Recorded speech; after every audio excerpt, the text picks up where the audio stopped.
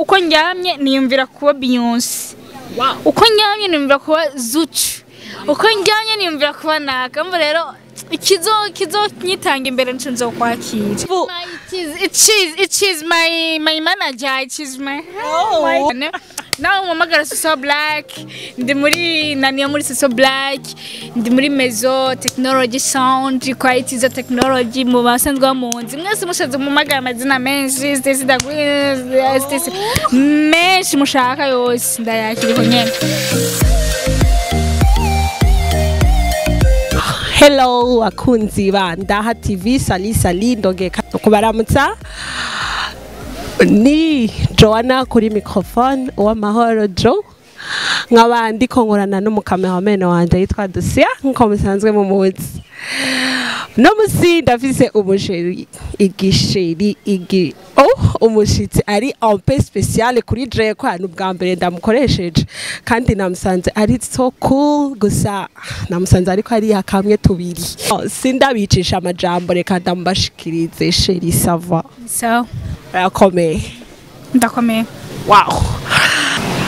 Jenda codes nka Stacy da Queen. Wow. Kubata kudirecteur, je vous présente. Je baranzi. Sinchivuga amazina baranzi. Baranzi. Uti muramutse. Ndumu Queen of Interview baranzi bro. Wow, she's the queen, the king of all queens. Bon, chérie. Ndaryohewe cyane kuronka opportunité yo kubana nawe muri iki kiganiro. Umukhama rakoze nawe bro. Stacy da Queen. Kubera iki Stacy utashimye kuba umukozi wa leta, Stacy udashimye kuba umugitariste, Stacy udashimye ariko washimye kuba a public figure, Stacy kubera iki washimye kuba umusani? D'abord mbavuze ngo ni TV twaguhitse kanambara n'amarori. Ndaha TV. Abajournaliste banyu bize amajoro baramazazi twiganye fo kuzira vuga ikirundi ndakumve hama gituma na ivyo je navyumvise nivyo je navyumvise ivyo byo kuvuga ngo gituma nashimye kuba ngo mu kintu nikora sanze impano yanje ndimwo ari yo kuririmba nuko nicaye nka medit ikintu ngasanga ndagikuyemo ikindi kintu nkagishikiza imbere y'abantu byo nisanzemo ko ari ivyo mpano yanje. Wow, kubari bafise ikibazo nka jewe ngira kiratomotse. Hama la fois passée urafise indirimbo yerutse gusohoka twumvise uvugamo So da Queen. So Black. Okay. So Black. Jenda sema ikibazo n'abakunzi ba Stacy ngira namwe murafise ikibazo. Murafisemo ikibazo cha So Black. Mbe So Black ninde? So Black no manager wa Stacy. So Black twese dushaka kumenya So Black ninde?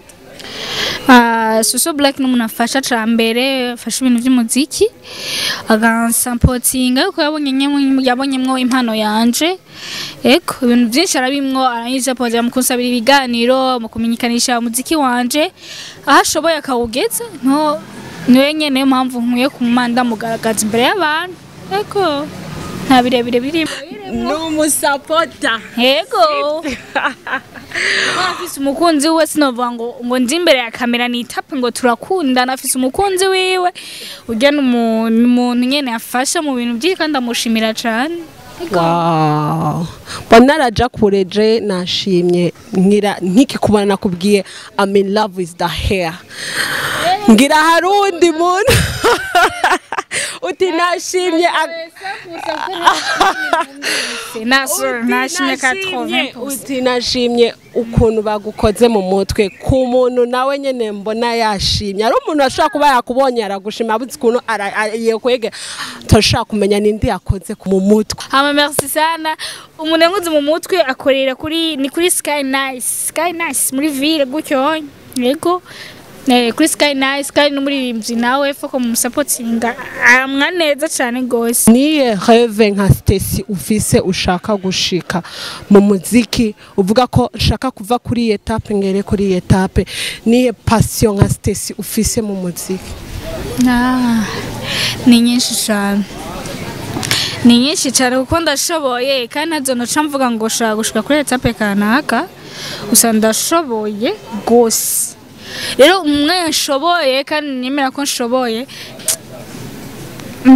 mvuze ngo shaka kugera kuri ino bandiko ndihenda uko njyamye niyumvira kuba Beyonce uko njyamye niyumvira kuba Zuchu uko njyamye niyumvira kuba naka mva rero kizo nyitanga imbere nzo kwakira aho ndinze kizo nyitangira imbere n'iciza tu no gusa ubaza impamvu it is my manager it is my urazi impamvu je ndi kuri soso cyane kwa nico kintu na Jeffse mu mutwe shaka kumenya kuri soso no afasha cyane nawe umamagara Soso Black ndi muri naniya muri Soso Black ndi muri Mezo Technology Sound quality zo technology mu basanzwe bamunzi mwese mushaze umamagara amazina menshi Stacy Stacy menshi mushaka yose ndayakiriho nyene.